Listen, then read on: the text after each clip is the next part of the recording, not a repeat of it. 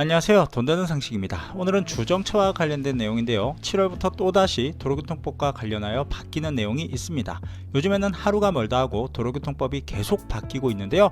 자동차와 관련된 세금과 벌금, 과태료만 계속해서 부과하고 개정되는 듯 합니다. 때문에 이제는 제대로 법을 알고 있지 않으면 단속될 수 있기 때문에 오늘 내용 빠르게 확인하셨으면 좋겠습니다.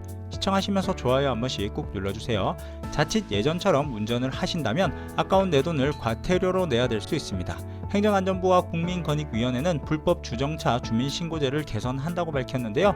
정부에서 해야 할 단속을 국민들에게 미루는 건 아닌가 라는 생각도 해보게 됩니다. 불법 주정차 주민신고제는 국민이 안전신문고 앱을 통해 불법 주정차 사진을 일정 시간 간격을 두고 사진을 찍어 신고를 하면 공무원의 현장 단속 없이 과태료를 부과하는 제도인데요. 지난해 신고 건수는 약 343만 건으로 2019년 제도 시행 이후 지속적으로 증가하고 있습니다. 그런데 이번 개정으로 인하여 앞으로 더 많은 신고 건수가 늘어날 것으로 예상됩니다. 먼저 운전하는 분이라면 5대 불법 주정차 금지 구역에 대해서는 대부분 아실 텐데요. 보행자의 보행권 확보를 위해 소화전 5m 이내, 교차로 모퉁이 5m, 버스 정류소 10m, 횡단보도, 초등학교 정문 앞 어린이 보호구역은 절대 주정차 금지구역으로 지정하고 있습니다.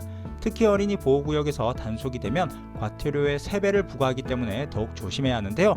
그런데 앞으로는 소화전, 교차로, 모퉁이 등 5대 구역 이외에도 주정차 금지 구역이 한 곳이 더 늘어나게 됩니다. 이제는 6대 불법 주정차 구역으로 인도까지 확대됩니다. 인도에 주정차를 하는 게 당연히 불법임에도 그간에는 일부 지자체에서만 자체적으로 인도에 불법 주정차하는 차량에 대한 주민신고제를 운영해 왔었는데요. 이제는 전국으로 확대되어 시행됩니다.